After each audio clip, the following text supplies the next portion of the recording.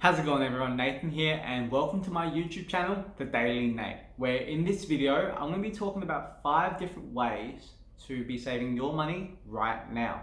So the goal of this video is I hope that at least one single person can take one tip, bring it into their life, and whether they see a change, just let me know because I know that the goal has been reached.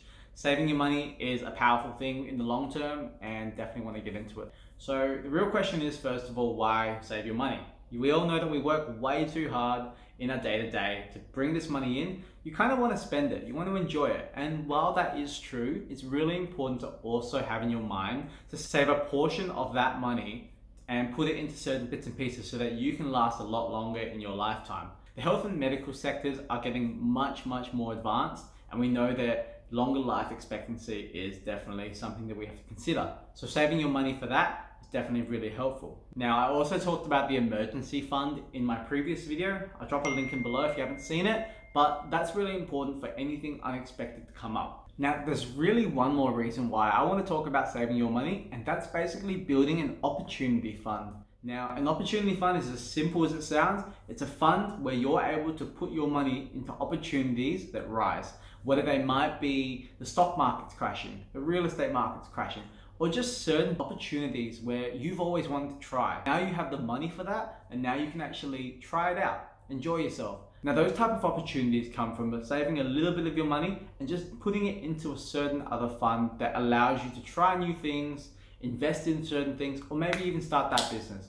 That's a big opportunity that saving your money allows. Now that we've gotten through that, let's go through the 5 different tips that you can be saving money right now. So the very first one is standby power. Now, what is standby power? Some people like to call it vampire electricity because it comes from all the switches that you leave on in all your daily electrical appliances, whether it may be your TV, your fridge, your toaster, your microwave, certain bits and pieces that you never even thought of actually switching that switch off every single time it's not in use. So basically when it comes down to the standby electricity, those type of switches that are left on, although tiny, can actually add up on your day-to-day electricity bill and can add up to at least 10% of your total electricity bill every single year.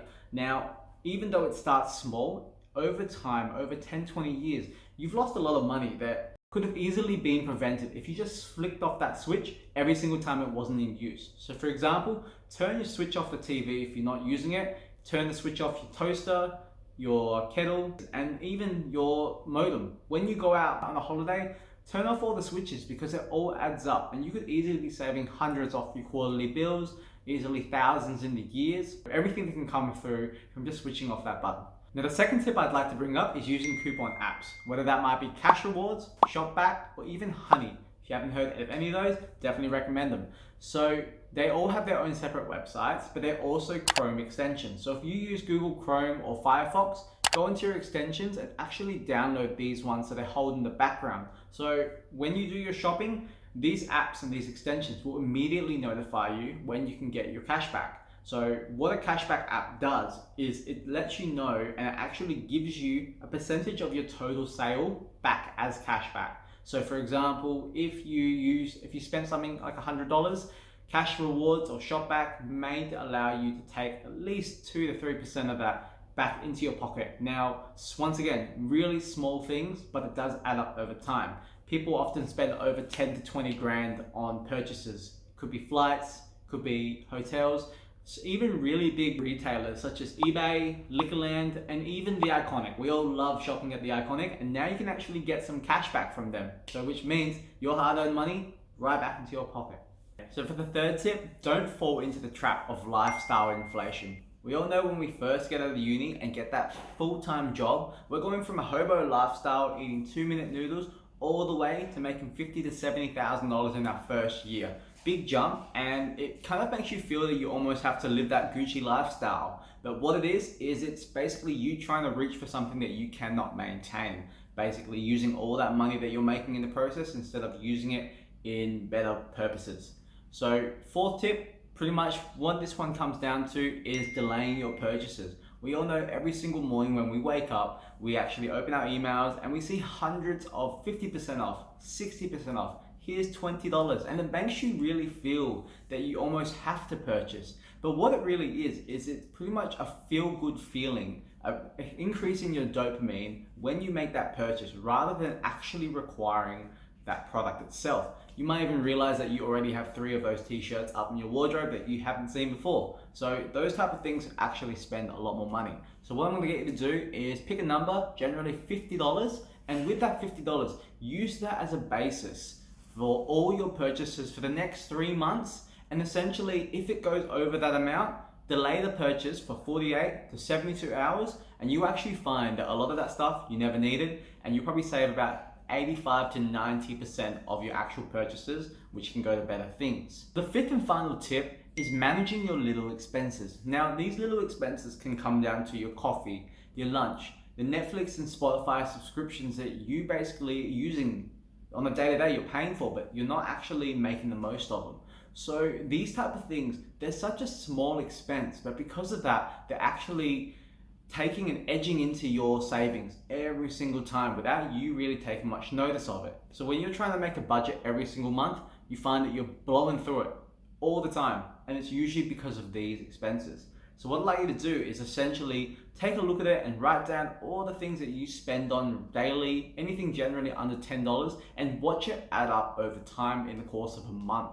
You'll find that a lot of it can actually start off from $5 or $6 daily, but over the course of the month, you probably spent about $500 on it, which once again is a lot of money. But when you break it down, it's not that much. And those type of things can creep up and really affect you in the long term.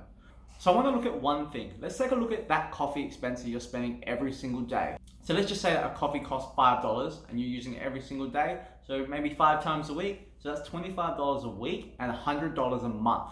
Now, times that by 12 and you've got $1,200 a year that you're just spending on something that I guess makes you feel good in the morning. But the exact same thing can happen from you making it at home at basically maybe 30-40 cents rather than $5. But with that $1,200, you'll find that you can actually save that money and spend it on yourself, buy those flights that you always want to go, splurge yourself on that 4 or 5-star hotel that one night because you really do deserve it. And at the same time, you'll find that you're always trying to make excuses for not being able to afford that stuff when it's really all of those little expenses that actually are adding up, which is pretty much chopping down your dreams of doing those things. So the recap on the 5 tips that we've talked about today, the very first one is beware of standby power.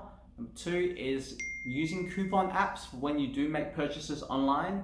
Number 3 is don't give into the trap of lifestyle or inflation. Number 4 is delay those purchases above a certain amount. I'd generally say about $50 or $100. And the 5th and final tip is managing the little expenses. So I want at least one person just to try those things. Take one of those tips and just bring it into your day-to-day lifestyle over the course of 1 to 3 months and let me know how that goes. I guarantee you'll see a much bigger effect than you originally realized while watching this video. So if you have enjoyed this video and you do want to see more, I'll try to be posting 2 times over the course of a month.